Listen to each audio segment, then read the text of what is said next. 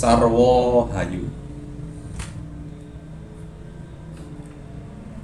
Iku dudu Adam Nabi, Adam suwung sujudana,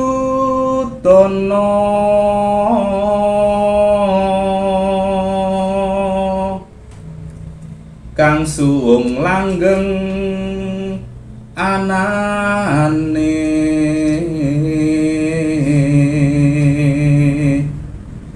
marmanira sinujutan,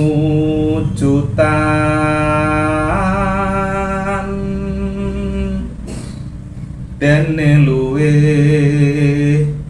kuwasa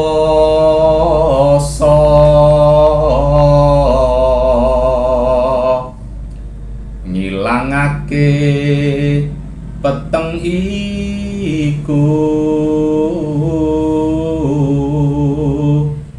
kagenten padanging surya.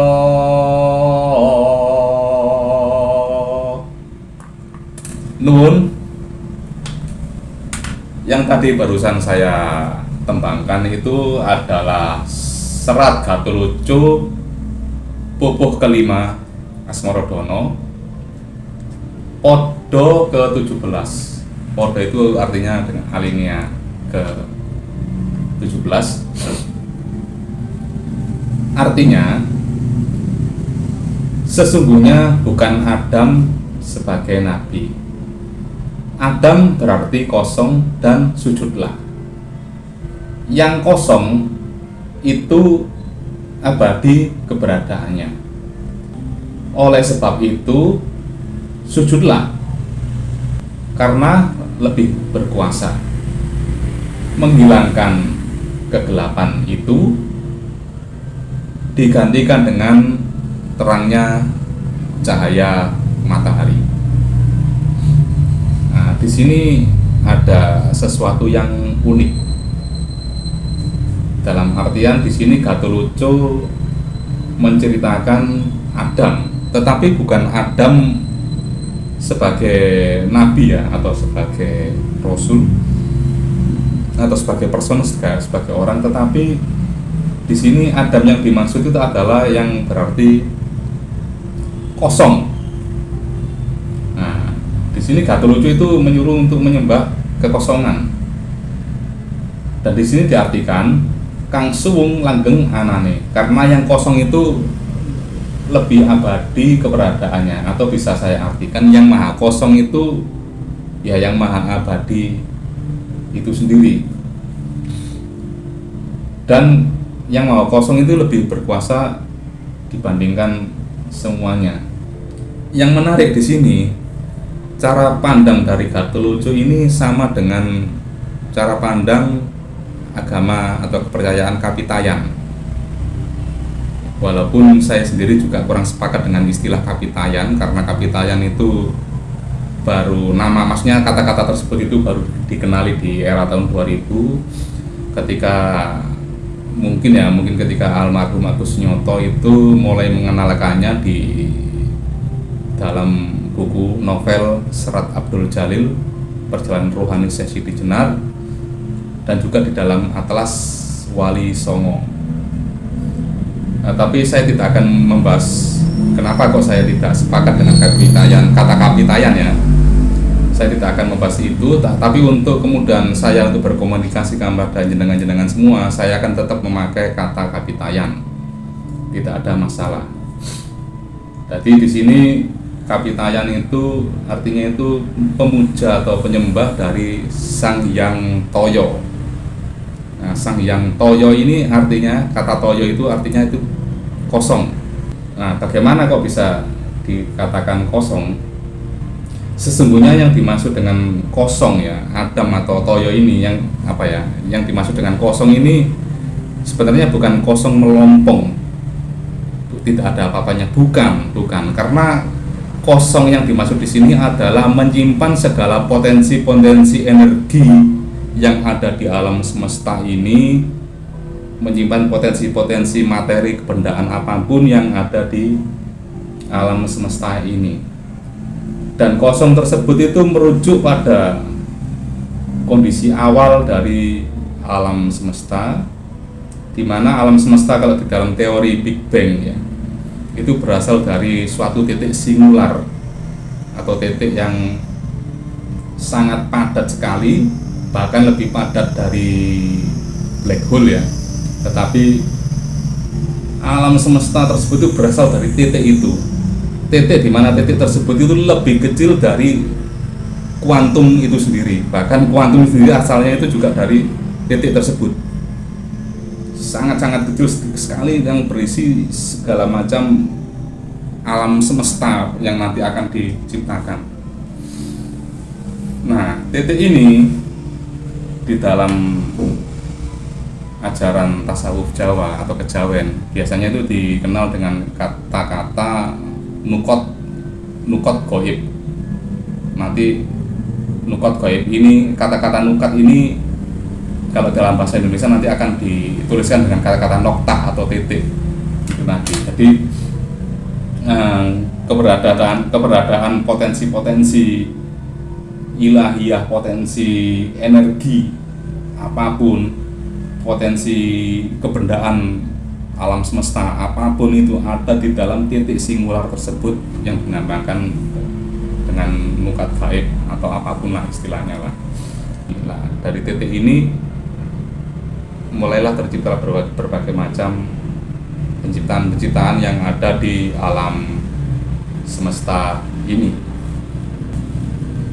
Jadi sesungguhnya apa yang disebut suwung itu tadi itu juga terangkum di dalam titik itu tadi.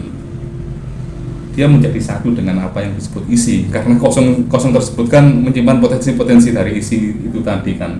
Dia masih belum terbedakan. Maksudnya terbedakan di sini adalah rupa binedo atau dua hal yang berbeda. Masih belum ada konsep kosong dan konsep isi karena masih tunggal, masih jadi satu di situ.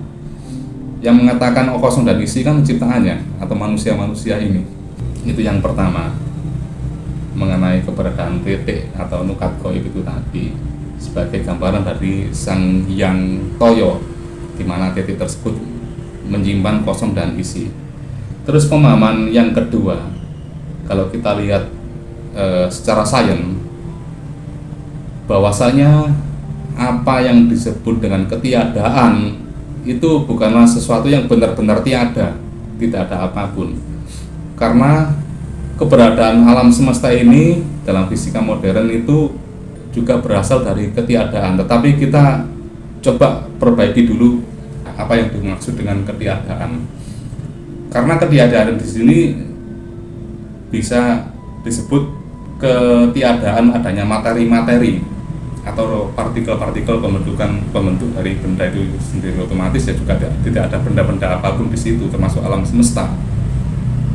Tetapi yang dimaksud kosong sendiri itu adalah lautan energi seperti itu. Jadi alam semesta dulunya yang disebut kosong itu sebenarnya itu masih berupa lautan energi yang di dalam bahasa fisikanya kalau nggak salah ya, mau dibenarkan itu adalah fluktuatif of fisik atau fluktuasi dari fisika.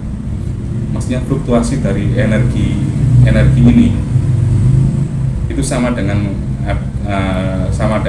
di teori string yang mengatakan bahwasanya partikel-partikel atau materi-materi pembentuk kebendaan itu berasal dari suatu energi yang berupa senar tipis, stringan senar ya. Itu yang yang bergelombang-gelombang. Nanti dari gelombang-gelombang tersebut akhirnya memunculkan pengumpulan energi dan nanti akan membenda. Di sini ketika membenda otomatis dia sudah mempunyai massa di situ ya.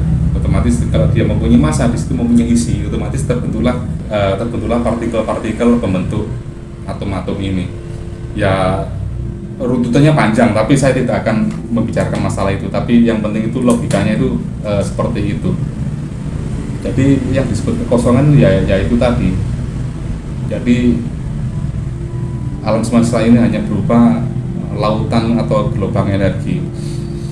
oleh orang Jawa, lautan energi atau gelombang energi ini disebut dengan ingsun ngadeg satengahing sagara agung kang tinepi.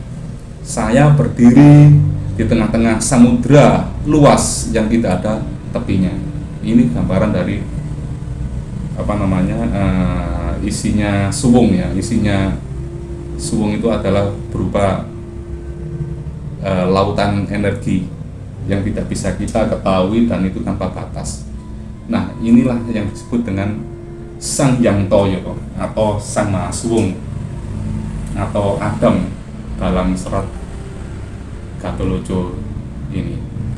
Jadi maknanya itu sangat tinggi. Inilah kesamaan pemahaman antara Gatholoco mengenai Adam yang ada di dalam podo ke-17 tadi dengan kepercayaan kapitayan yang lebih kuno. Oke, ngoten mawon, terima kasih. Kalau ada salahnya saya mohon maaf. Matur nuwun, sarwa hayu.